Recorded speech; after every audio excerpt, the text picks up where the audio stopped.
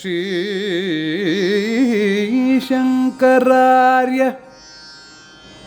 मम देहि पदावलम्बम्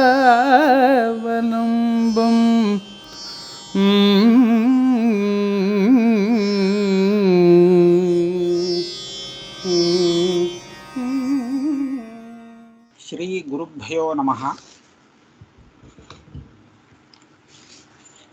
சங்கர பகவத்பாதாள் நமக்கு அத்வைத சித்தாந்தத்தை புரிஞ்சுக்கிறதுக்கு அநேக விதமான கிரந்தங்களை பண்ணி கொடுத்துருக்கார். பிரஸ்தானத்ரய பாஷ்யம் அப்படின்னு எடுத்துட்டோம்னா அது உபனிஷத் பிரஸ்தானம், உபனிஷத்துக்கள், பகவத்கீதை, பிரம்மசூத்திரம் இதுக்கெல்லாம் வியாக்கியானமாக அமைஞ்சிருக்கு. அதாவது இதுகள்லாம் மூல கிரந்தம்.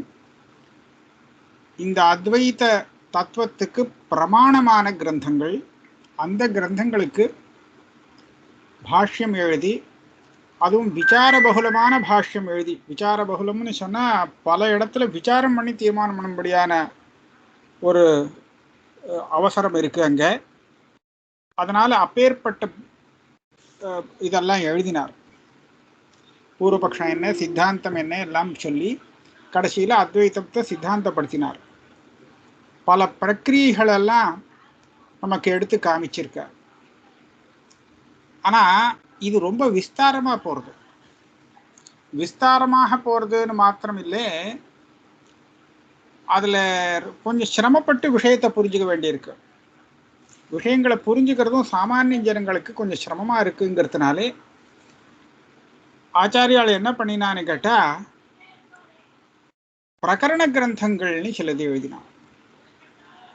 பிரகரண கிரந்தங்கள் எழுதினாரே, அதுலேயும் பெருசிய சின்னதுன்னு பலவிதமான பிரகரண கிரந்தங்கள் இருக்குது. இப்போ உபதேசதாஸ்திரின்லாம் எடுத்துட்டோன்னா அது அநேகமாக சாஸ்திரம் மாதிரியே தான். அது கொஞ்சம் கஷ்டமாகவே இருக்கும் அந்த கிரந்தங்கள்லாம் படிக்கிறதுக்கு. ஆனால் அதை விட சுலபமாக புரிஞ்சுக்கிறதுக்கு லோக பிரசித்தமான பல திருஷ்டாந்தங்களை கொடுத்து ஆச்சாரியால் விளக்கியிருக்கா. அப்பேற்பட்ட பிரகரண கிரந்தங்களும் நிறைய இருக்குது. அதில் அத்வைத அனுபூதி அப்படிங்கிறது ஒரு பிரகரண கிரந்தம். இந்த பேரை கேட்டாலே நம்ம இதனுடைய விஷயத்தை நல்லா புரிஞ்சுடலாம். அத்வைத அனுபூதி, அத்வைத்தத்தை நாம் ஸ்ருதிகள் மூலமாக, ஒரு சப்த பிரமாணம் மூலமாக புரிஞ்சுக்கிறோம். அது அனுபவமாக வருதான்னு கேட்டால் நமக்கு கொஞ்சம் சந்தேகமாக தான் இருக்கும். அனுபவமாக வராதுன்னு நான் சொல்ல மாட்டேன். ஆனால் பொதுவாக புரிஞ்சுக்கிறவாளுக்கு அது அனுபவத்துக்கு வந்துதான்னு கேட்டால் கொஞ்சம் சந்தேகம்தான்.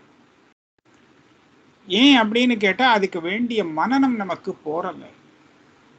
நம்மளை பற்றி அது சொல்லி கொடுக்கும்போது அது நமக்கு பளிச்சின அனுபவமாக தெரியணுமே.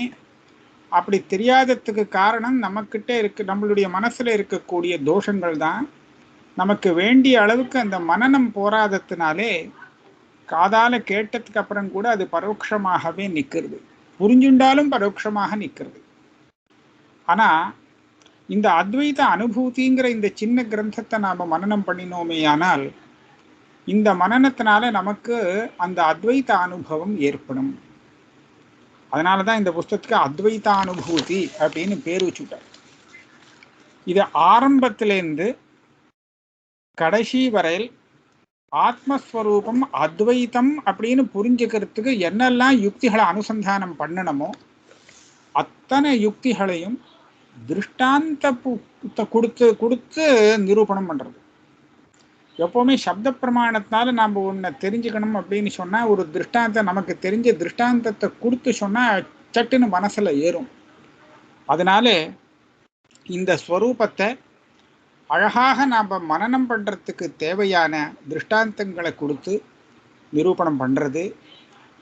இப்படி நாம் நம்மளுடைய ஆத்மஸ்வரூபத்தை இந்த பிரகரணத்தில் சொல்லி கொடுத்த விதத்திலே மனனம் பண்ணினோமேயானால் அது எங்கே போய் முடியும்னு கேட்டால் அத்வைத அனுபூதியில் முடியும். அதனால தான் இந்த பிரகரணம் அத்வைத அனுபூதி அப்படிங்கிற பேரில் ஆச்சாரியால் எழுதியிருக்கா.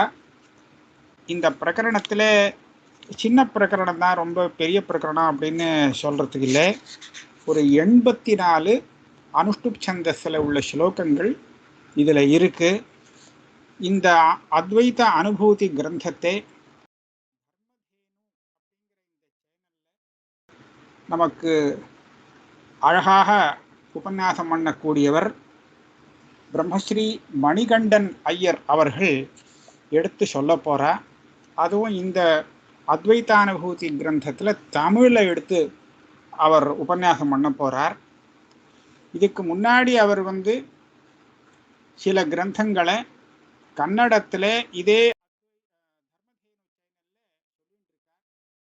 அது ரொம்ப வசதியாக நன்னா சொல்லிட்டு இருக்காருங்கிறத எல்லாரும் கேட்டு சொல்கிறா. அதே மாதிரி இந்த அத்வைத அனுபூதிங்கிற இந்த கிரந்தத்தையும் அவர் தமிழில் எடுத்து சொல்ல போகிறார். அதையும் கேட்டு ஜனங்கள் அதை அனுபவிக்கணும் அப்படின்னு கேட்டுட்டு நான் இந்த முன்னுரையை இதோடு நான் பூர்த்தி பண்ணிக்கிறேன்.